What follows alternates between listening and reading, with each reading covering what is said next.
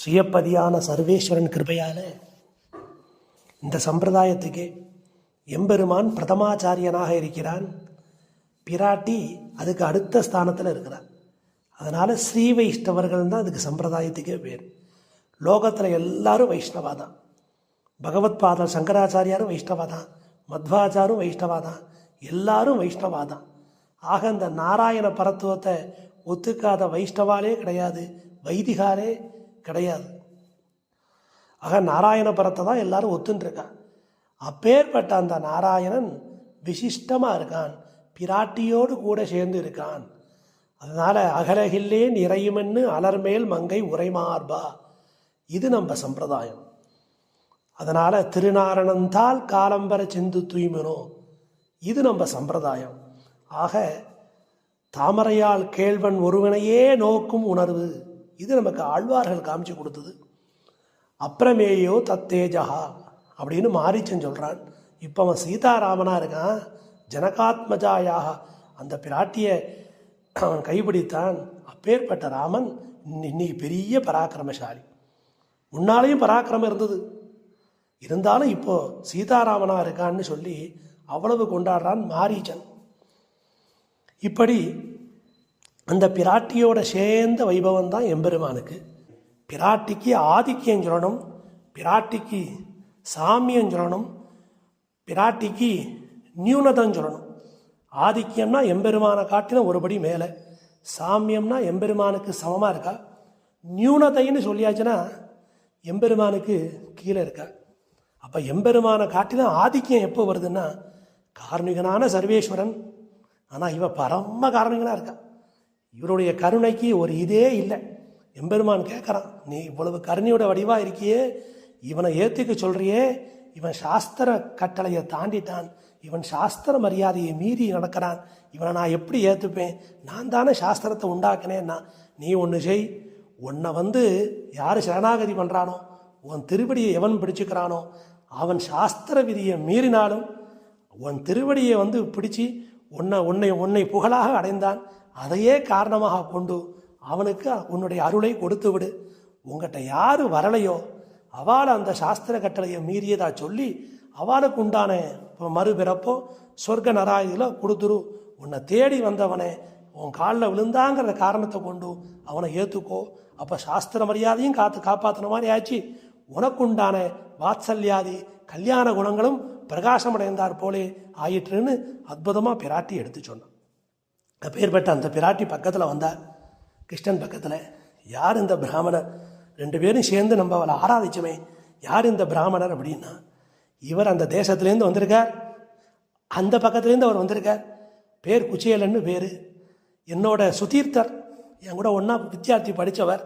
அவர் வந்த திசை அந்த திசை, அந்த திசையை பாரு ருக்மிணி அப்படின்னா, ருக்மிணி பார்த்தானா இப்படி. அந்த திசையை பார்த்த உடனே சாதாரண ஒரு கிராமமாக இருந்தது, குடிசையாக.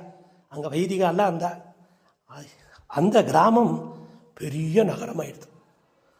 திரும்ப ஒரு அவல் பொடி எடுத்து சாப்பிட்டான், இன்னொரு அவல் பொடி எடுத்து வாயில் போட்டுட்டான். பிராட்டி ருக்மிணி, இவன் அந்த இடத்துல இருக்கான், அவனுடைய குடிசையை எங்கேருந்து பாரு, இந்த திசையில் இருக்குது. உடனே ருக்மிணி பிராட்டி இப்படி பார்த்தா, திடீர்னு வீடு துவலில் மணிமாடமோங்கும். அந்த மாதிரி பொன்னாலும் முத்தாலும் பவளத்தாலும் மாணிக்கத்தாலும் ஆன பெரிய திருமாளிகை ஆயிடுச்சு. அரண்மனை மாதிரி ஆயிடுத்து குச்சேலன் வீடு.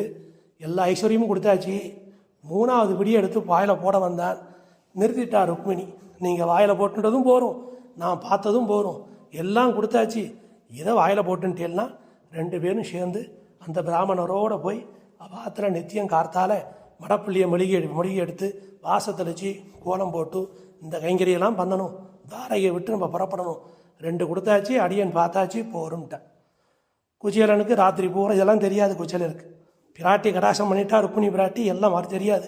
கிருஷ்ணன் அவர் ஒன்றும் கேட்கல, கிருஷ்ணனோட ஒன்றா கலந்து பரிமாறினார். ராத்திரி அவரை கட்டி பிடிச்சிட்டு தூங்கினா.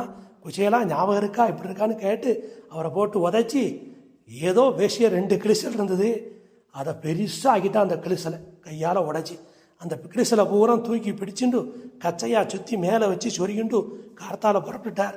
நேராக அவருடைய பட்டணத்துக்கு போகிறார். அவருடைய கிராமத்துக்குள்ளே நுழைகிறார். பெரிய நகரமாக இருக்குது. ஆச்சரியமாக இருக்குது. குடி சேர்ந்த இடத்துக்கு போகிறார். அங்கே ஒரு பெரிய திருமாளிகை. அங்கேருந்து ஒருத்தி வேகமாக வெளியே வந்தா. பெரிய ஆபரணம் வந்து சேவிச்சா. தீர்க்க சுமங்கலி, ஐயோ அண்ணா என்னை அப்படி வாழ்த்தாதீங்கோ, நான் உங்கள் பாரியான்னு சொன்னாலும். என்றைக்குமே பாரியா சேவிக்கும் போது அந்த பர்த்தா ஆத்து பெருமாள் நினச்சிக்கணும். தீர்க்க சுமங்கலி சதமானம் பகுதி சொல்லக்கூடாது. சொல்லியாச்சுன்னா நமக்கு நாமே அக்ஷதை எடுத்து மேலே போட்டுக்கிற மாதிரி. அவளை தீர்க்க சுமங்கலி சொன்னால் அக்ஷதை எடுத்து நாமளே சதமான பகுதி சொல்லி போட்டுக்கிற மாதிரி. அப்படி கடாட்சம் பண்ணினான். ஆக அந்த ருக்மிணி கடாட்சத்தாலே அந்த குச்சேரனுக்கு பெருமை கிடைச்சது. அந்த மாதிரி மாலையை நோக்கி உம்பி எம்பி, நீ ஒரு கடாட்சி குகனை குகப்பெருமாள் நீ முதல்ல பாரு, அப்புறம் தான் நான் பார்ப்பேன் அப்படின்னு சொன்னான் ஸ்ரீராமன். அப்பேற்பட்ட அந்த சரித்திரங்கள்லாம் ஞாபகத்துக்கு வந்து எடுத்து சொல்லு. கருணையில் பிராட்டி எம்பெருமான காட்டிலும் ஆதிக்கியமாக இருக்கா. எப்போ சாமியமாக இருக்கா? இவன் சரணாகதி பண்ணுற காலத்தில். ஆக சேர்த்தியிலே சரணாகதி, சேர்த்தியிலே அடிமை செய்தல், அப்போ சமமாக இருக்கா. எப்போ நியூனதையாக இருக்கா?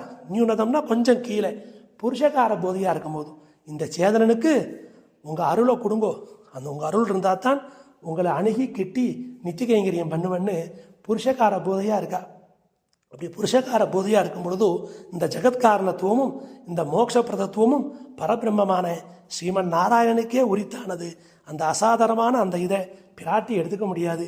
ஆக ஜெகத்காரணம் மோட்சப்பிரதத்துவம் ரெண்டையும் செய்கின்ற காலத்தில் இந்த பிராட்டியானவள் அவனுக்கு புருஷகார போதையாக இருக்கா. அப்போ நியூனதை, கருணையை காட்டும்போது ஆதிக்கியம், கைங்கரியம் கொள்ளும் பொழுதும் கடாட்சிக்கும் பொழுதும் சாமியம்.